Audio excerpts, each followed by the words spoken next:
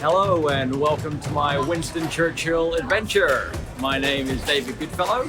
I'm at a very busy Heathrow airport at very early o'clock in the morning. And I'm about to travel across America to San Francisco, Detroit, trying to get through all these people, Detroit, Atlanta, LA, to investigate how Americans make use of empty buildings to good effect. I am now looking for my flight. I'm very excited. It is very exciting. It's a real honor and a privilege, a real adventure I'm going on here. All right, America, here we come.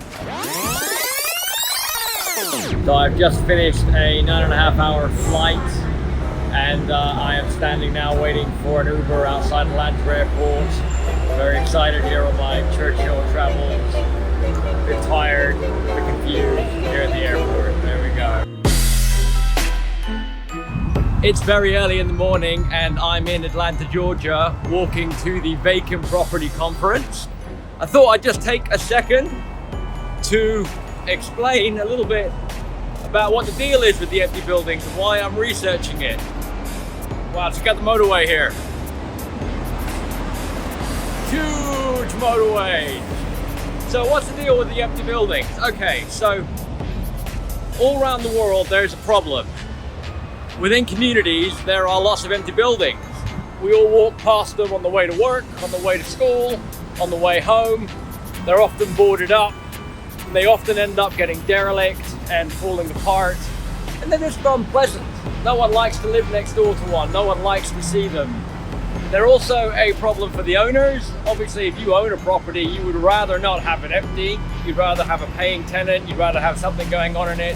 If you're an owner, you're paying rates and a tax on the building.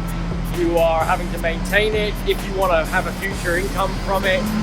So there are a lot of problems that come with having an empty building. And then there's the community side of it. Now, communities have to happen somewhere, right? You can't just have community in your mind. And often a lot of community activities do not happen because they can't find a home. So this is the empty building conundrum. We have empty buildings that are making no one any money. In fact, they're losing people money. They're blighting neighborhoods. And we also have a whole raft of good causes, worthy causes, productive stuff that could be happening in them. Now, it seems like there is a natural dovetail going on here where these good causes could be put inside the empty building. That is what the Vacant Property Conference is all about, and that's what my research is about. It's about finding out interesting and novel ways to bridge that gap between the obvious problem of the empty building and the other obvious problem of the activities that lack empty buildings. Good morning, sir. I'm all right, how you doing? It's an amazing building. I'll show you here.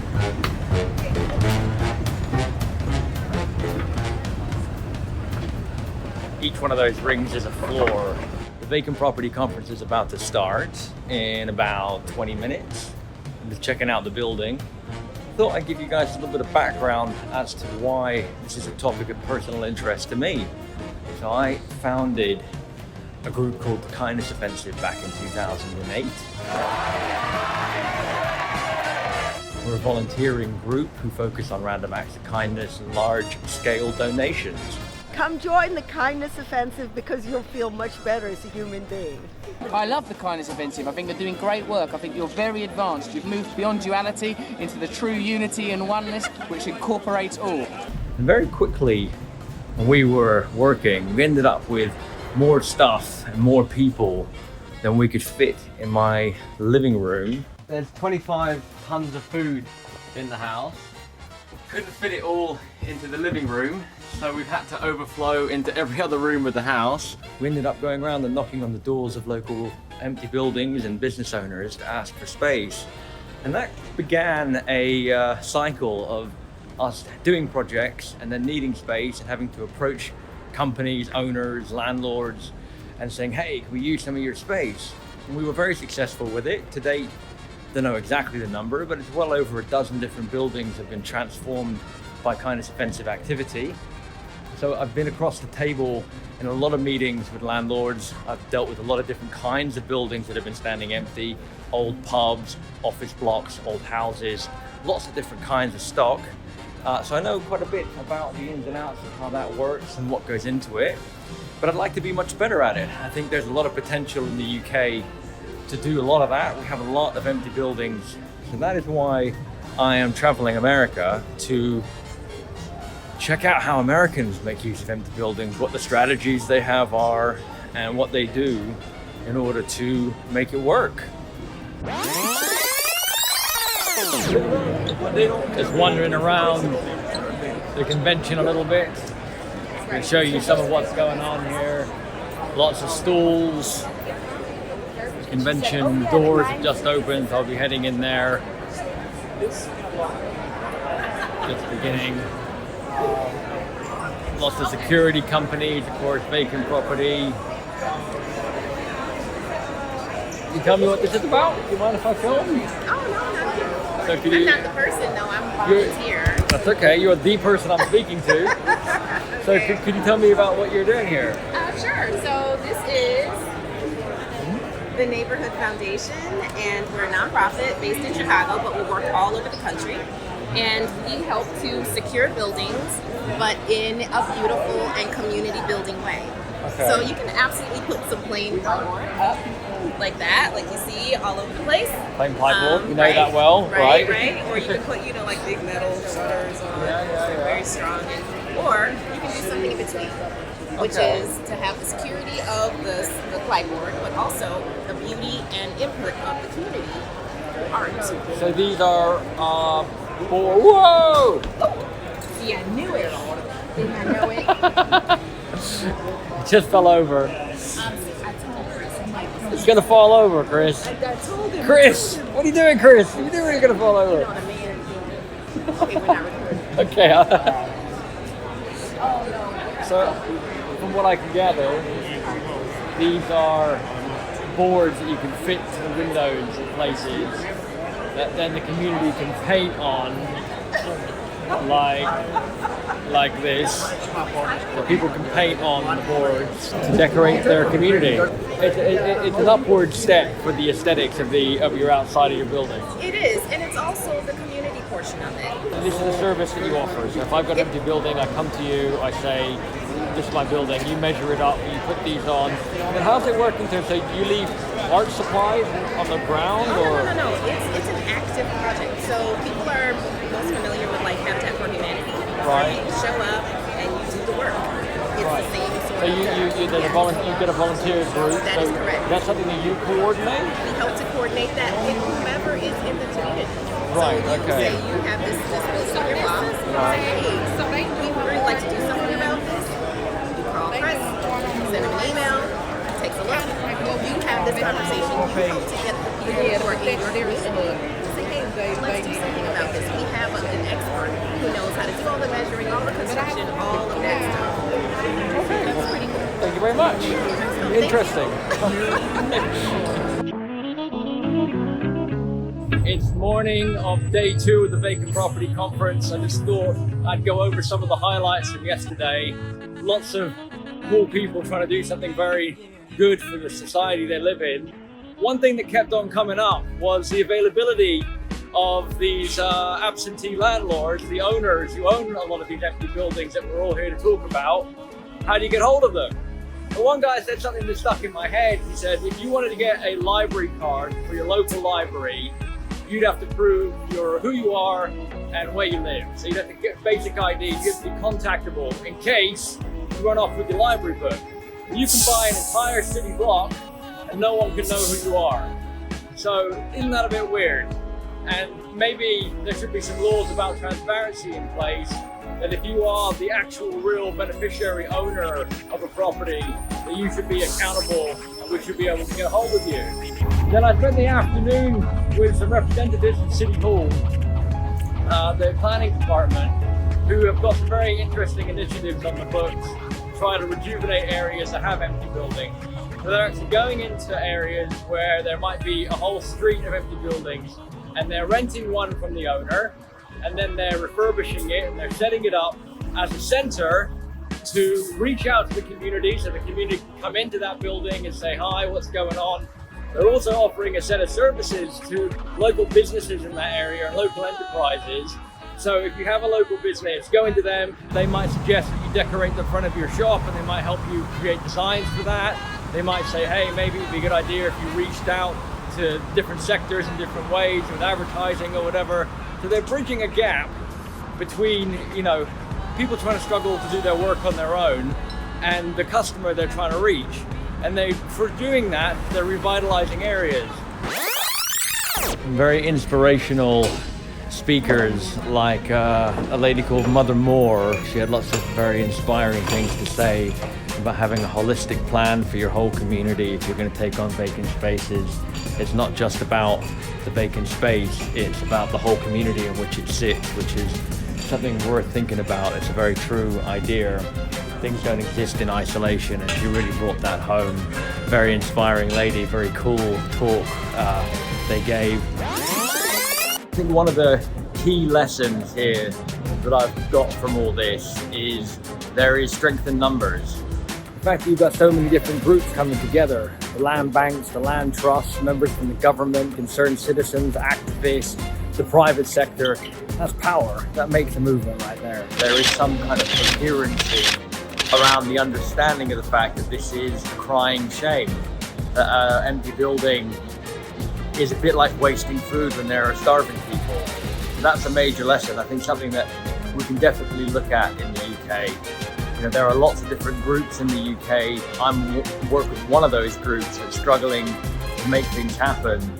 But I think we could do better if we were more united. Just leaving the conference, reflecting on some of the great ideas and people. One of the big ones for me was the use of art and creativity to tackle empty buildings. An idea really exemplified by a group called Beyond Walls. They've taken on an area called Lynn, had a really bad reputation. It was kind of like a dodgy area no one wanted to be in.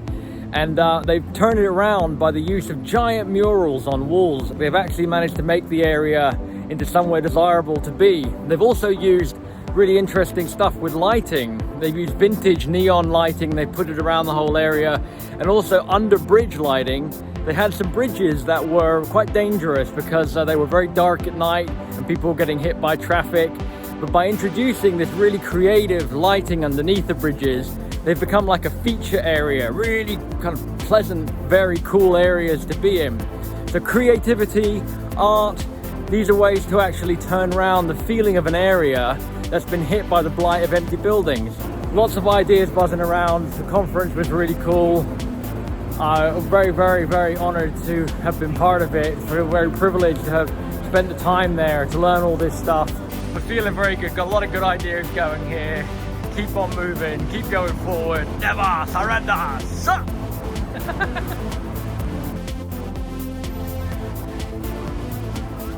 As you can see behind me here, I'm visiting the OUTERSPACE project. They are doing some amazing things with art to rejuvenate areas and make them look really cool. It's definitely something to be learned here and something to be inspired by. It's really, really very cool. This was a pretty blank, boring gray wall, and now it's gonna have some energy and some life and some excitement. So, you know, whenever we're able to, an art project, you know, it's all donation based for the community. So, you know, we look for wall donors and they want to, you know, add some color to their gray blank canvases. So. And how does that interface go? You say wall donors, so yeah. You tell me a bit how you work out where you're going to do this stuff.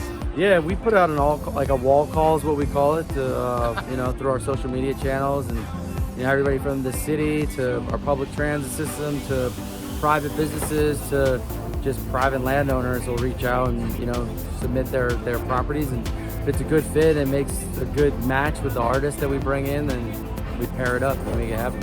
I mean, art is an incredible way to inspire community and uplift, you know, people's spirits. I mean, adding color to a boring bright wall, I mean, what else would be inspiring, you know? So just adds color to life, and that's what it's all about.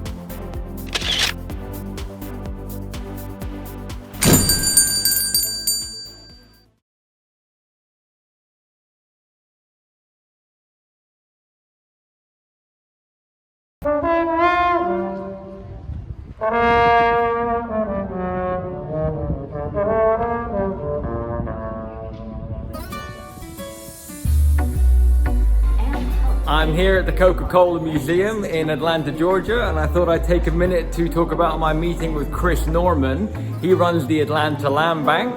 Now, the land banks are set up when different areas of the government decide there's a real issue with empty properties. So when the states and the counties get together and they decide, listen, we've got lots of empty buildings and we need to deal with it, they set up a land bank.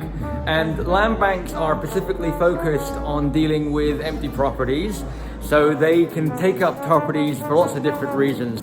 There might be code violations, there might be illegal activity happening in the building, or a building might be being foreclosed on. Once they have identified a building as needing to be purchased because it's deemed to be empty, there are different ways they can go about taking on a building. They can just go and negotiate and purchase it. Sometimes owners actually just give the building away because it's not worth them keeping it. It's costing a lot of money for them to keep it. If there are debts owing on a building, they can simply just take the building away from the owner forcibly through the courts. And once they've taken possession of a building, then they are in a position where they can decide what's going to happen to it. So they offer fantastic deals to people who can actually do things the community needs. Now, most of the time what the community needs is affordable housing, but there's also a lot of other things which they can put in there as well. The land bank is looking to make a profit so they can buy more properties in the future and continue going, but they are also looking to do good things for the community. So they sell off the properties that they take possession of one way or another at very good prices. So people who are doing good things for the community get a break, and things happen in the community in a way that they wouldn't. I think the way the land banks are targeting vacant properties across the state, buying them up and then making them available for below market rates, I think it's really phenomenal. They're actually putting vacant properties in the hands of people who would otherwise not be able to afford them to do things that would not happen because the cost would be too great. So really impressive work.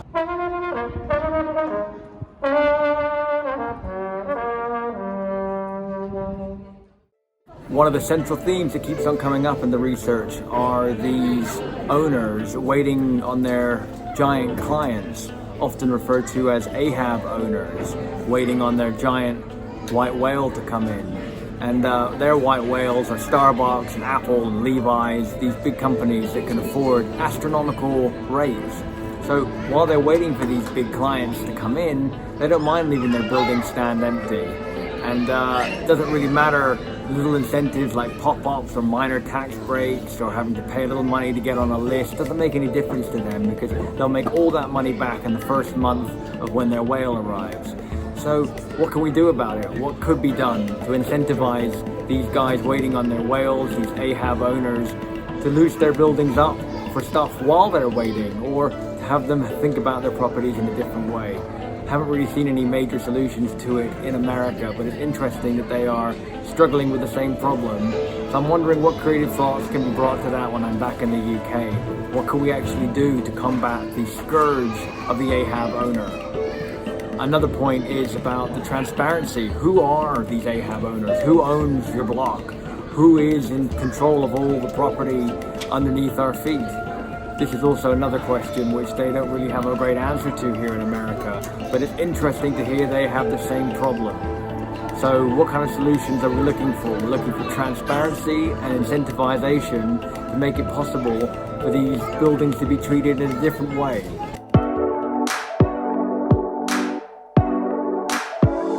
Reflecting on my time here, Atlanta's taught me a lot, introduced me to a lot of great people, a lot of cool ideas. And just take a moment to thank the Winston Churchill Memorial Trust for having faith in me to send me out here to try and learn these lessons and have these experiences. My mind is definitely chewing over a lot of stuff which I never would have had a chance to think about or been exposed to had I stayed in England or tried to talk to these people via the internet or on the telephone. It really makes a huge difference being able to actually go to these places and talk to these people face to face. And so I have learned an incredible amount, and I am really, really grateful for everyone who's helped me along the way here. Now bring on San Francisco. All right, so here we come.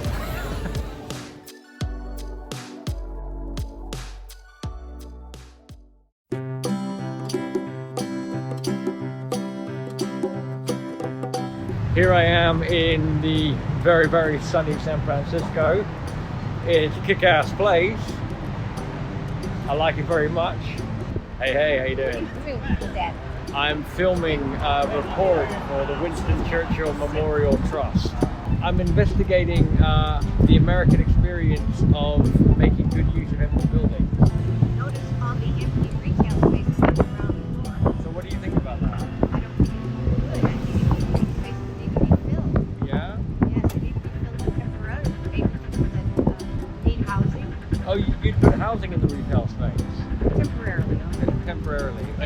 until paying clients came along. Yeah, the clients, yeah, and I would hope that the businesses that come along can afford the rent. Right. The rent is so, so extravagantly high, it's difficult.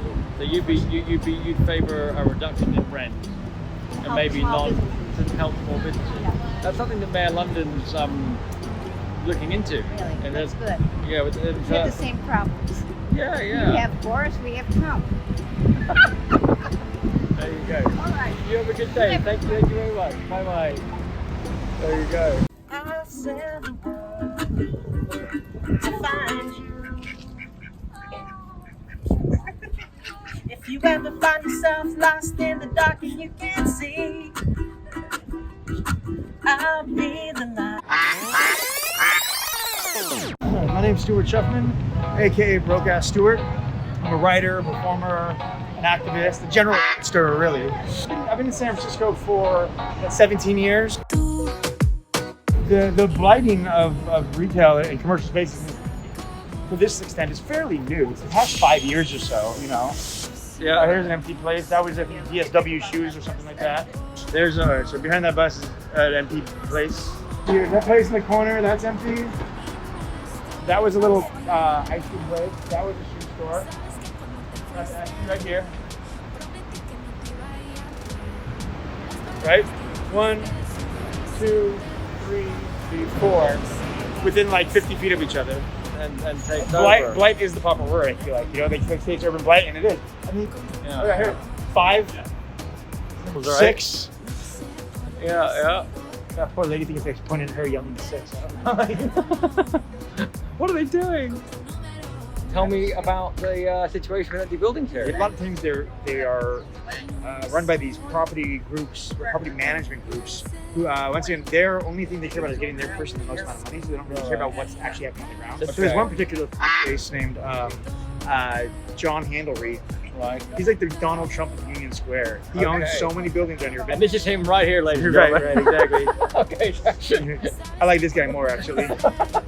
So and Handlery, he inherited his grandfather's wealth. Like his grandfather Oh, started wow, this, his okay. father did it, and then, so this guy, he's made all his money off the backs of San Francisco, Right. but he gives a zero f**ks about the city. This guy is already rich. He's already rich. He doesn't need more money, so he's over the long-term culture of San Francisco, so he can f**k off into his pile of money even more. Right, that's a vivid image. Yeah. Like, oh! This is one street. We're gonna have 6 vacancies on this one street, one block, which at one point was one of the highest grossing thoroughfares in San Francisco. So there's one, right? We have 2, 3, 4, 5, and on the corner is 6. What's up, Stuart? Hey, how you doing? Good luck, man. Thank you. I'm walking with a local celebrity here, people.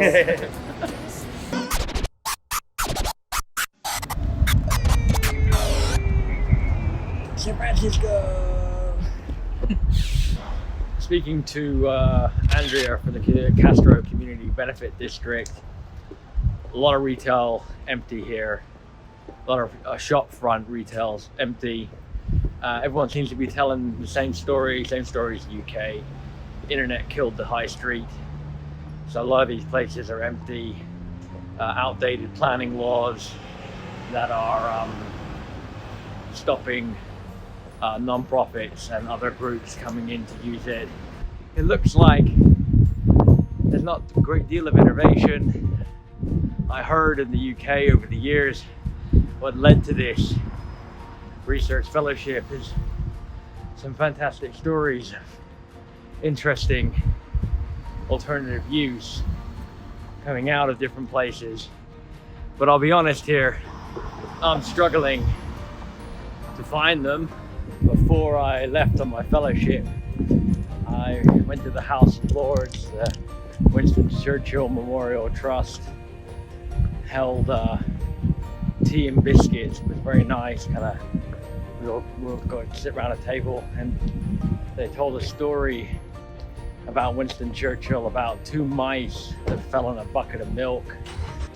One mouse drowns because he just gives up, and the other mouse keeps swimming and never gives up and churns that milk into butter and climbs out. I kind of feel like the mouse who's fallen into the bucket, and now I've got to swim and churn it into butter and climb my way out. This is not proving to be very easy. My topic is a difficult one. A lot of the deals that are made around properties are private, and this was never going to be easy, and you know, it's proving to be challenging. But here I am, and I have upped my game. I'm going to several meetings a day. I'm just walking back from my second meeting, and you know, I'm asking questions, I'm nosing around, I'm doing my best to find out what I can find out. I'm getting some good leads. One thing leads to another. If I can find that one beautiful, insightful piece of information that unlocks buildings in the UK for charitable use, it will be a success. So I'm going to keep swimming. I am going to climb out of this bucket of milk. I'm going to turn it into butter. You're going to watch me do it. It's going to be fun, but it's going to be challenging as well. There's no two ways about that. There'll be more. There's always more. Never give up. Never stop swimming. We shall never surrender. Stop.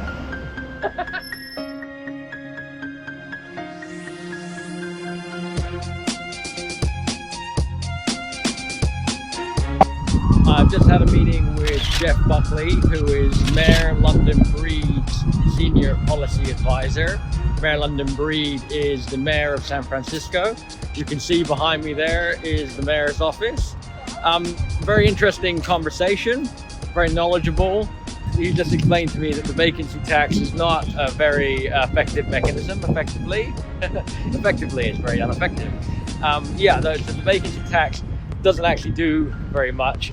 It's a bit of a red herring. It's not a tax, and it's not really an incentive to get anything happening either. We also spoke about the ordinance for empty buildings, which is a list. They put all the empty buildings on. I thought prior to the conversation that was some kind of name and shame deal, or there might be some kind of tax that comes with that. That's not how that works. The idea with that is more the idea that it gives a set of data to the government to be able to see where the worst problems are, and therefore come up later or after, when they're looking at the data, for them to work out how to address that.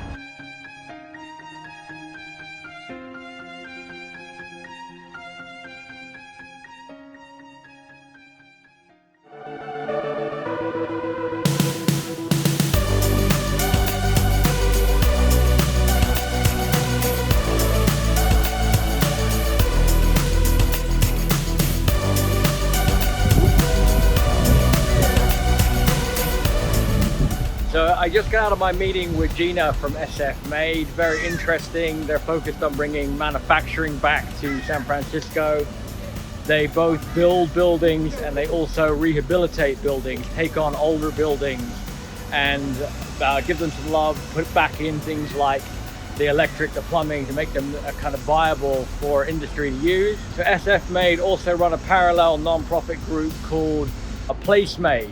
So Place Made is directly concerned with rehabilitating buildings and also building buildings, and they take on different places. There's not a huge amount of government incentive or kind of interesting funding. One thing that did come up was the new market tax credit. The new market tax credit is a relatively complicated tax credit scheme whereby large companies can get a tax break on supporting smaller non-profit businesses. They get a total tax reduction in the total bill they're paying, while also then generating this credit, this dollar amount, which then can be spent for non-profits. Apparently there is quite a lot of competition for the new market tax credit. There's a whole lobbying slash business sector of people who specialize in filling out those forms and creating the paperwork and lobbying the companies and kind of vying for the position to be the beneficiary of those tax credits. They are making use of buildings that would otherwise not be used. They've got an interesting integrated model whereby they are a non-profit renting spaces out to people to make profit. So there's some kind of complication. But one thing I've noticed in the States is there's this kind of overlap between the non-profit, the profit, the private, the public. They seem to have their own set of kind of guidelines and rules and regulations that are kind of alien to someone from England. They seem to be making it work. There seems to be a lot about the money, as you would expect, San Francisco. But yeah, it's interesting. The new market tax credit does sound like an interesting idea. It does sound like something that's actually putting money into non-profits. It does sound like something that's actually making a difference. So there you go. All right, back later. I've just got out of a meeting with Jorge Riveras from the mayor's office again, the Department of Economic and Workplace Development. One of the interesting things that he was talking about to me was their work with actually putting together property owners with community members and trying to build stronger community hubs, as it were. So he talked me through an example about Latin American district where there's strong Latin American kind of community hubs happening, and approaching the property owners to say, hey, if you keep the rents low for these groups of community interest, we will actually invest in your property and make your property worth more over time.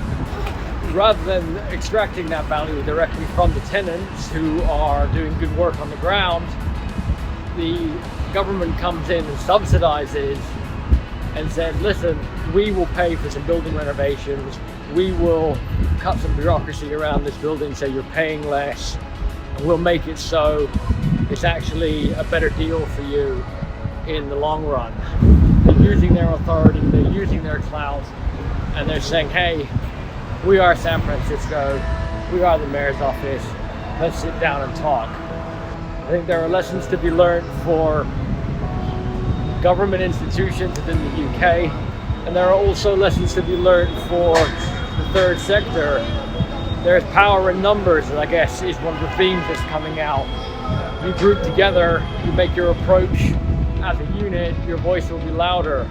You get the government on your side, they have a loud hailer, they can speak across divides, they can go and have some serious conversations that other charities and smaller groups, smaller businesses are finding harder to have. Yeah, Jorge and his team don't have a magic wand that they have waved, and they haven't got that kind of golden bullet to solve the problem.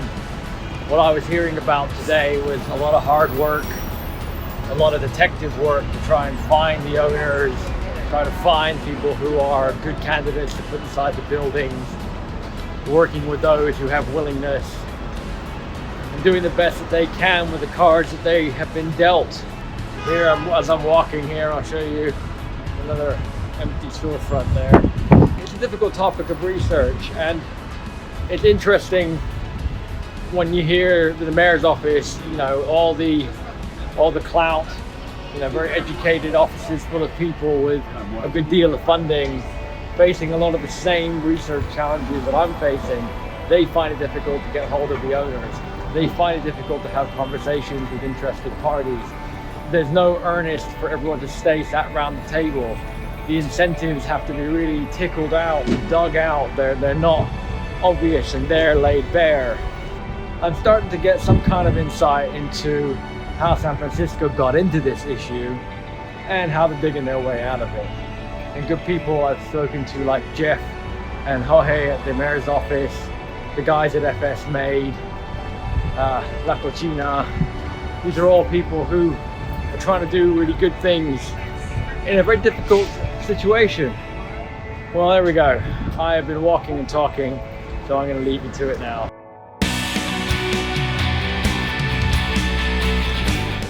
in San Francisco airport. Just checked my bags, getting ready to fly to the next round.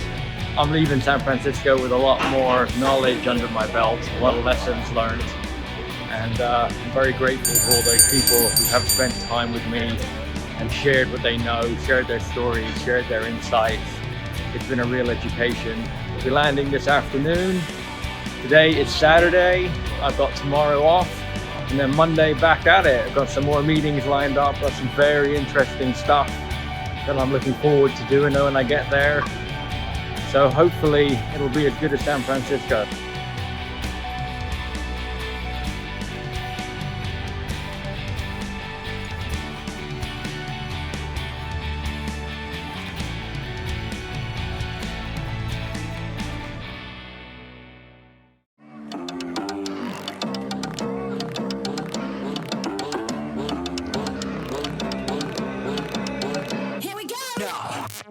Taking a stroll through the suburbs of Detroit here. Thought I'd take a minute to explain why I'm here in Detroit.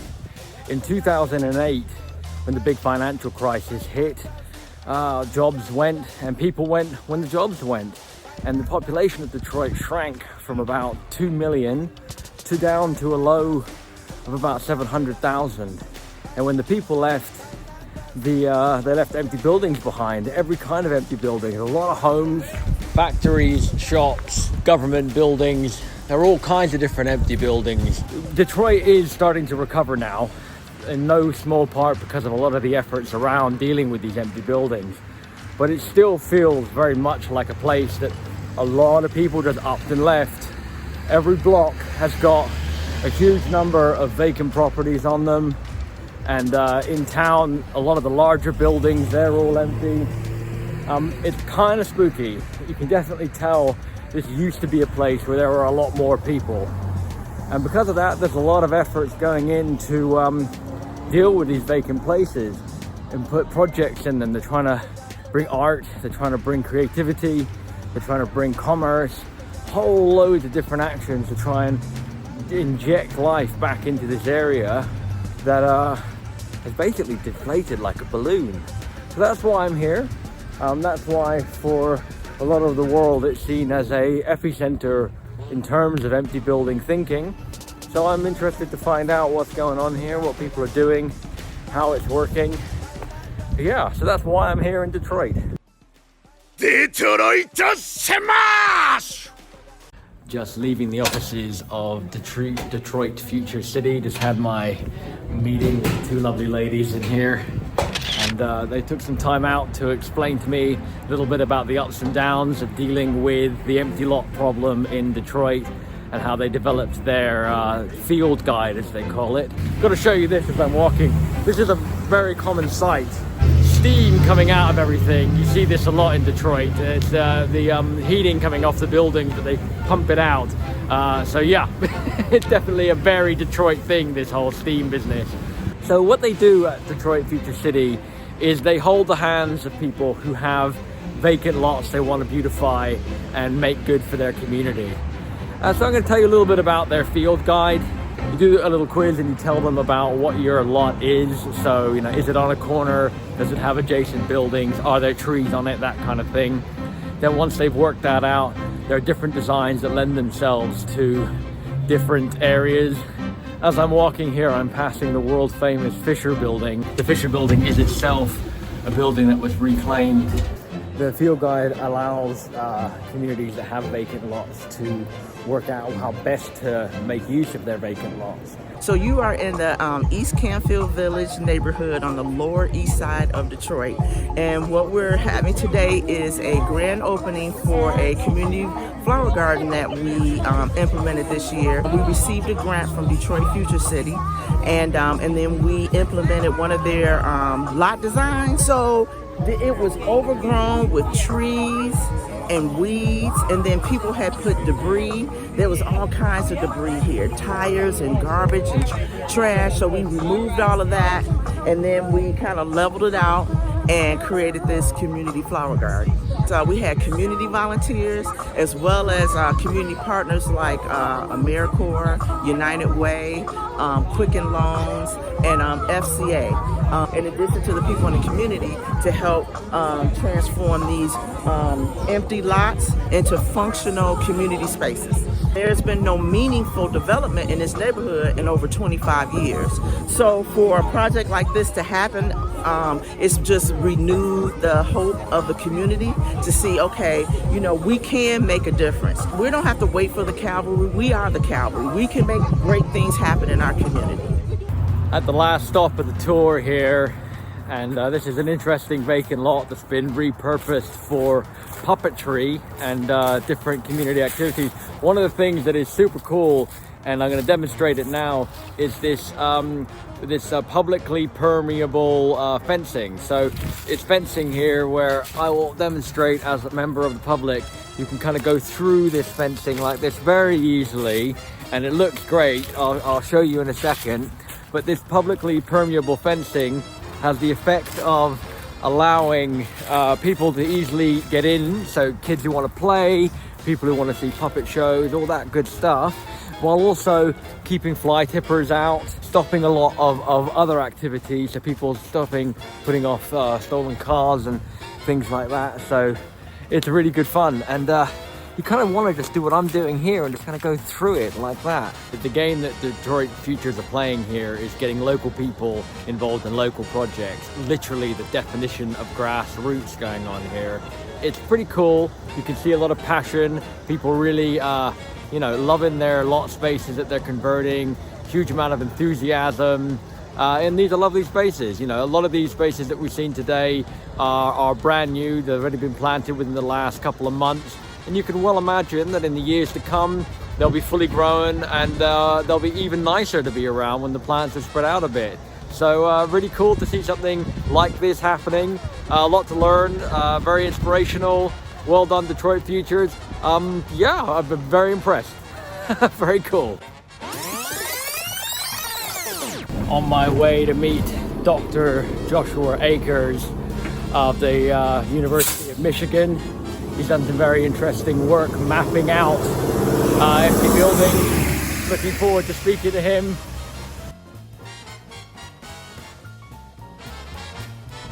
In the last 10 years, over 160,000 houses in the city of Detroit have either gone through mortgage foreclosure or tax foreclosure. And so you went from having tens of thousands of owners, right, to having thousands of owners or whatever it is. You're no longer dealing with just a bunch of single-family homeowners, but instead you have mainly bulk buyers, large-scale landlords, and speculators, and a lot of them are using limited liability companies as shells in which you can't see who they are. If they hire competent professionals and don't want to be found, they won't be found. That inability to fully see inside what it is gives you a number of advantages, particularly if you want to transfer properties among companies, if you want to avoid tax obligations, if you want to write down something over here but take credit for it over there. You have a number of neighborhoods where large-scale landlords hold the majority of the property, and those that live there have no idea who they are.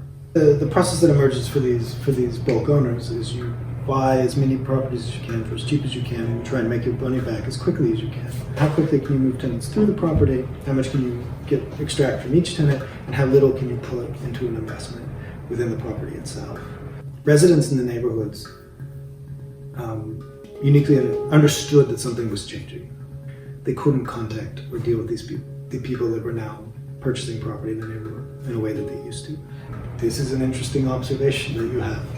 What does the data tell us about this observation? So the property practice was an attempt to help community groups and housing organizations understand the geography of ownership, a visualization of speculative ownership in the city of Detroit, who the owners were of these companies, and the number of companies that they owned and operated in the city. So what we did is we were able to get a hold of all of the ownership records in the city. We probably looked at about 750,000 documents by individually clicking through each one, trying to understand, find anyone that's identified as a member or owner of any of these companies. The initial map does a few things. One, for residents, organizers, housing advocates, it gives you a scale and scope of the problem. Right? You can see it, that, oh, this is actually affecting large portions of the city. What collecting this kind of data allows is to begin to understand how vacancy and abandonment are operating and how they're caught up in these larger markets.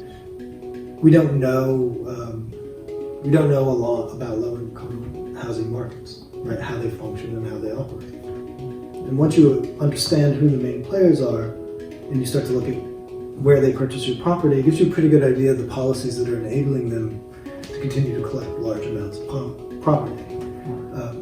If we could wave a wand and let's say we could make 1 or 2 dramatic changes, what would they be? What in your opinion would have the biggest impact on this blight problem? You have to increase the cost of keeping these buildings empty, quite simply. So whether you do that, fines, fees, taxation, whatever the mechanisms it is that you want to push forward, there's a number of different places trying different ways. But quite simply, right now, there are too many advantages to keeping it in.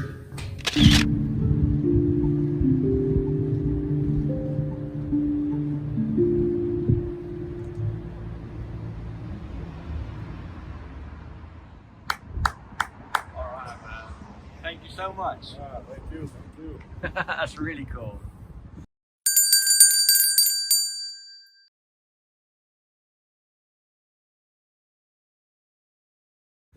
I'm here in the artist village in Detroit, here to see the Motor City Blight Busters, a very famous group when it comes to urban regeneration. They've done a huge amount of projects spanning decades and decades. I'm about to meet their founder. Very excited about it. All right, here we go. I want to welcome you to the Artist Village. This is our 31st year of bringing people to this corner in an effort to not only stabilize and revitalize it, but to create some opportunity and hope. I happen to be a lifelong Detroiter. I've lived in this neighborhood 61 years. But 31, 32 years ago, there was an abandoned house behind our house that turned into a crack house. And we had a problem. And we didn't want to move, but we didn't want our children growing up in and around that negative energy that's child abuse. So I got together on a Saturday with 2 neighbors, and we spent 8 hours out there that day boarding up the abandoned house, and cutting the grass and trimming the bushes and stabilizing that block.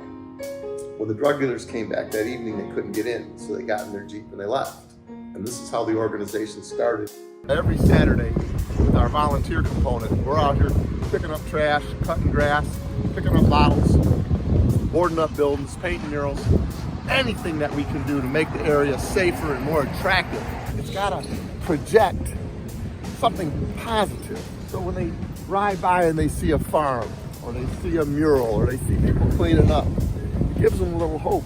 It gives them an opportunity to participate or possibly go back into their neighborhood and their community and make a difference. So it's really all about creating an atmosphere of where anything can happen. If you can convince yourself to believe in the impossible, then anything's possible. So to answer your question, where does our money come from? It comes from a lot of different places. Ford Motor, General Motors, Chrysler, Home Depot, Starbucks, Comcast, Flagstar, America Bank, individuals, Fisher Foundation, the Wilson Foundation, the Schuffman Foundation. We make it look easy, but it takes every ounce of our fiber to be able to take something that's literally nothing and create something. Blighted homes is like a cancer. If you don't stop it, it spreads and it kills the whole neighborhood. I don't know if we'll ever stop blight, completely, but we certainly want to get it to a manageable point. Collectively, we can combat this problem. We're a small nonprofit in a tough neighborhood doing God's work. It's not always been easy, but 31 years later, I can assure you that if it wasn't for the work of Blight Busters and our partners, this neighborhood would be toast. Burnt toast. That's what it's like.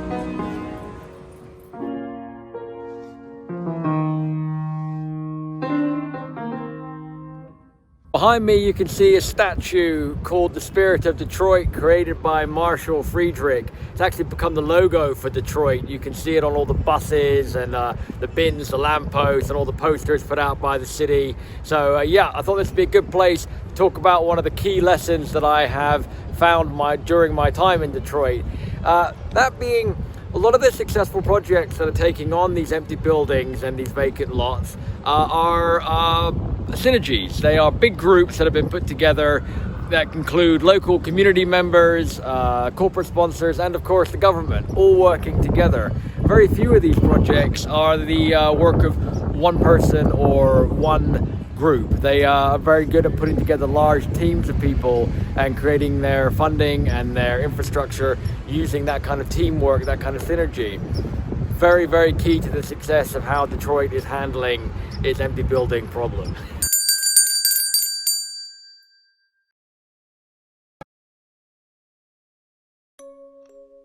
Everywhere you go in Detroit, you've got these giant buildings that are empty. I found a local who wants to remain anonymous, but they're going to show me around one of the more impressive dilapidated buildings. This used to be a nursing home. So under cover of night, and we're going to go have a look around and see what it's like inside one of these buildings, of which there are many, many, many in Detroit. Okay, let's go have a look.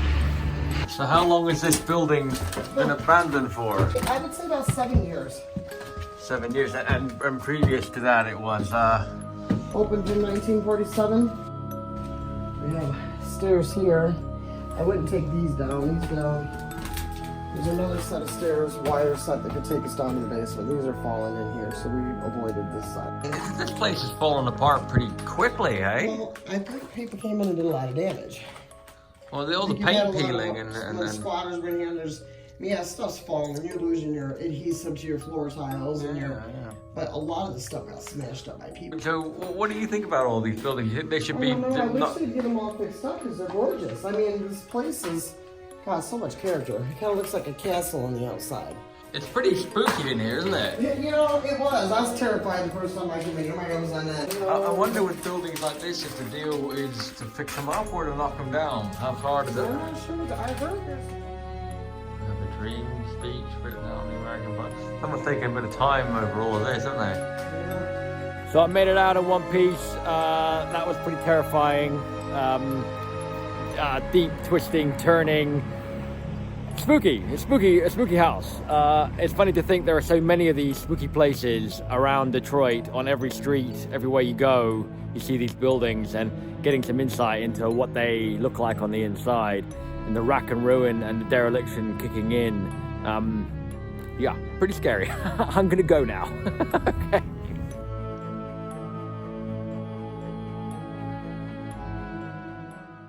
I just met with Brian Hogle, the Senior Project Officer for the KRESGE Foundation Detroit.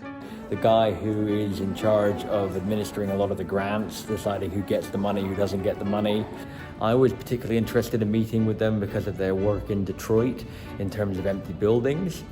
They have a very clear strategy where they understand that empty buildings are part of a bigger picture, and certain buildings within an area, if they become empty, they turn the whole area sour, they turn the whole area dark is what they call it. So an area might be underpinned, for example, by a school. The school might be the central attraction. So if you lose that school in a given area, all the shops start to close because there's no traffic coming to and from, the parents aren't coming and going, the teachers aren't there, and there's less and less reason to live there if the school is the central attraction and it closes. So when they're investing their money in terms of empty buildings and in terms of stopping the scourge of empty buildings, they go around looking for places that are central to a given community. And then they like to invest in those buildings to stop them from going under. And by stopping those buildings from going under, what they then do is they underpin the entire area. They also go and look for places where it's already gone dark, so an entire area may have already been abandoned, and you might have nothing but a thoroughfare that's full of empty buildings. And their approach to try to work that out is to say, okay, what would be central here? What could we put inside in a given area that would then make this area vibrant and draw other people to it, and to keep it kind of alive and something that people want to be part of? If you start researching the rejuvenation of Detroit, you'll start seeing that the KRESGE Foundation fund a lot of different projects that have taken on different buildings, and they're doing a lot of work year on year on year. So it was really great to speak to them, and I learned a lot about the kind of bird's eye view. Normally, I'm the one who is making applications to funders and kind of, I really hope we get the money, and have we done the application right and all that. So very interesting to see from their point of view, the guys who hand out the money, how they operate and what they're looking for in good applications. I guess the central thing that I learned was about the vibe and the attitude of these big funders, and the fact they're looking to kind of build relationships with people as opposed to simply just hand out money or collect a lot of data about impact and stuff like that. They want to, invest in people, and they want to invest in places, and they want to do that in a kind of holistic way that results in long-term sustainable growth for a given area.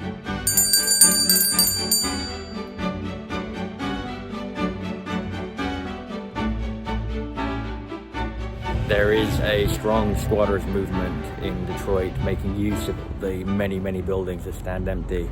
And this gentleman's been kind enough to show us where he lives and to show us a little bit about how that works in Detroit. So yeah, I'm gonna go inside now and check out the Detroit squatting scene and a nice guy called Chris. Here we go. I'm very grateful for you having me in your home and for talking to me about it. I'm very. Would it be possible? Can I have a look around? Would that be? Sure, would that be okay? Sure. I didn't have nowhere to go. I was like literally sleeping out in the street. I really like the house. It's ready. It's roomy. It has an upstairs, downstairs. This is like my little light. To let people know that hey, somebody's in here. If you can gain access without breaking in, then yeah, you have the right to be here. If the space is not being used, why not let somebody that needs this space, that needs this shelter, even if it's just for the winter, obtain it and fix it up if that's what they're going to do. Squatting is quite common. It's very common to Detroit. The reason why people squat is because they have no other way to go. Some people squat because they've been kicked out, of their homes. Some people squat because they have lost jobs and stuff like that. So yeah, the squatter's rights is very common, very particular to your state. It's easy to think of these buildings as kind of red dots on a map kind of thing of Blight, but they're real homes that aren't being lived in. They're real shops that aren't supporting families, and it's quite an emotional thing to see someone reclaim one.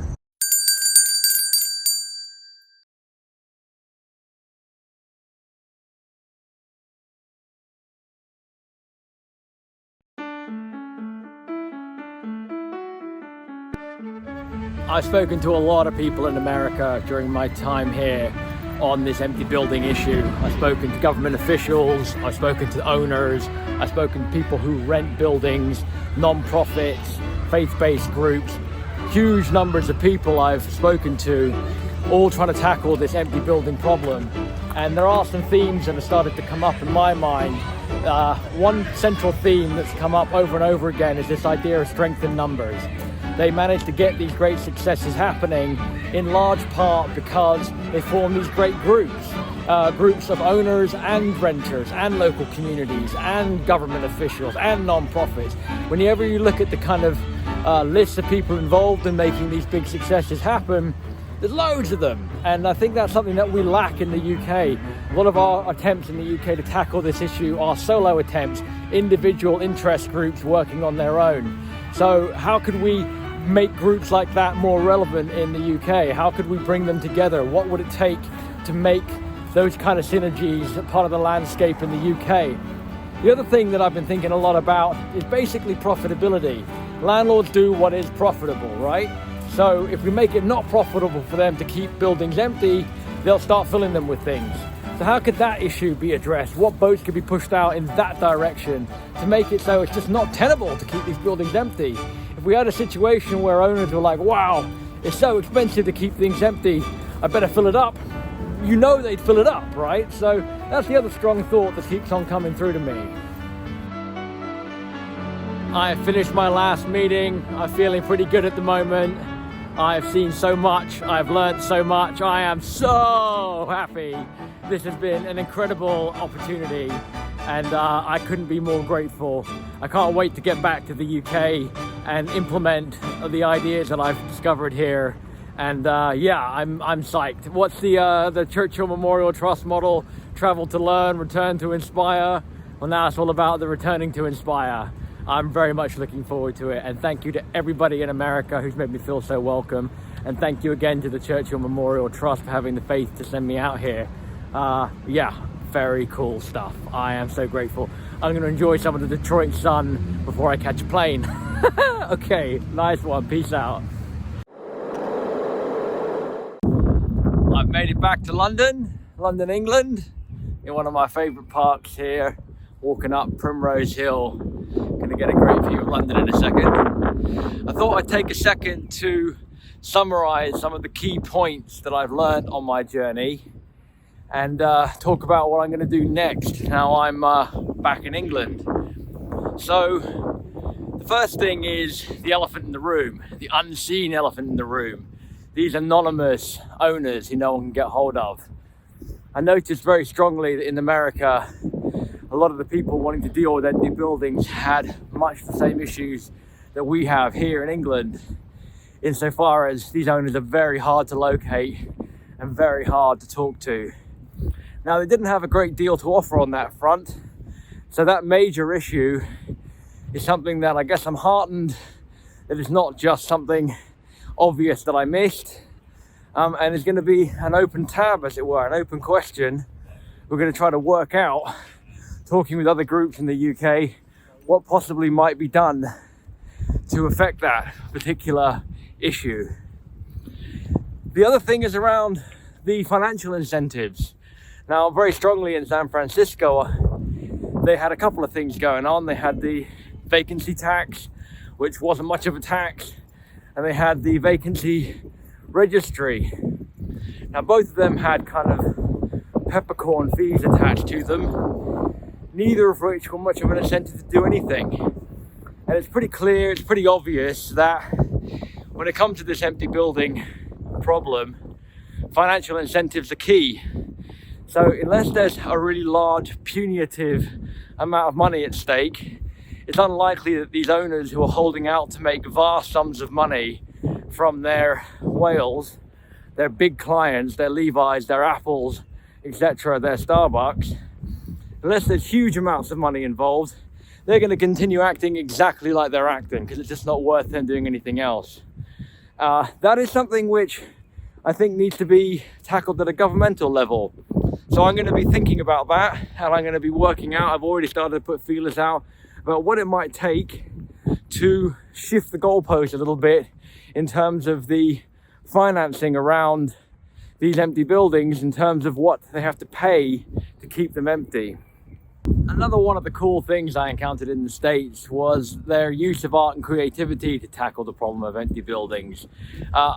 As part of my work at the Kindness Offensive, I often find myself decorating the inside of buildings with teams of volunteers, but very rarely do we actually give that much love to the outside of a building. But boy, do they do that in the States, and what a difference it makes. All the neighbors get enthusiastic, the local authority gets enamored of projects, it kind of draws people in from all walks of life. It's really very, very special, and definitely a big lesson, and something I'll be jumping at with both feet the next time I'm in charge of a project, and something I would recommend to anybody who is dealing with an empty property. What would the exterior be able to offer the locals and sponsors and the wider community? Yeah, so that was amazing, and that was definitely a real eye-opener about how far you can push that idea of bringing creativity and art to the exterior of these empty properties. The really big one though, the one that I think I can dive in with both feet immediately and start to have some kind of impact on, is this idea of synergy that I saw everywhere. This idea that all these successes in the States seem to find their foundation on big synergies. And I think that's something that we can do in the UK. We have a thriving Meanwhile community who are doing great things. And I think that we could all sit together. I think if we did all sit together, all the different various groups that are doing their own thing off in different directions. Hello! Oh no! Delightful little dog here who wants his moment of fame. Hello! That's all right. So yeah, getting together as a group, that is definitely something that I think we can do. So what I have done already since I've been back is I've started to contact the main players, and I don't have an agenda. I've contacted half a dozen of the biggest operators in the Meanwhile space, and I've invited them to come to what I'm calling a round table. And the round table is an idea where we can sit and discuss what we might be able to achieve as a group with numbers that we're finding difficult to achieve on our own. So I'm optimistic about that. I think it's an interesting idea. I think that's a real lesson from the States, and I am very keen to see what comes of that. Maybe a conference, that's an idea I want to discuss. Are there perhaps awards that could be offered to owners who are doing the right thing? Is there pressure that we can place as a group that we find difficult? You know, what other alliances, what other mutual support could we all put together that we are finding difficult to do on our own? A real lesson from the States, and I'm very interested to see what happens. Well, listen, this has been an incredible journey. Thank you all for joining me. I have finally reached the summit here. I will show you behind me. That is London City, and I'm happy to be back, and hopefully that horizon that you can see there, hopefully we'll fill some more of those empty buildings with lessons learned from America. Thanks again to the Churchill Memorial Trust for having the faith to send me out. Thank you all for making it through this video, and yeah, I'm off to see what we can do with those lessons and see if we can make the world a better place. Nice one. Enjoy your days.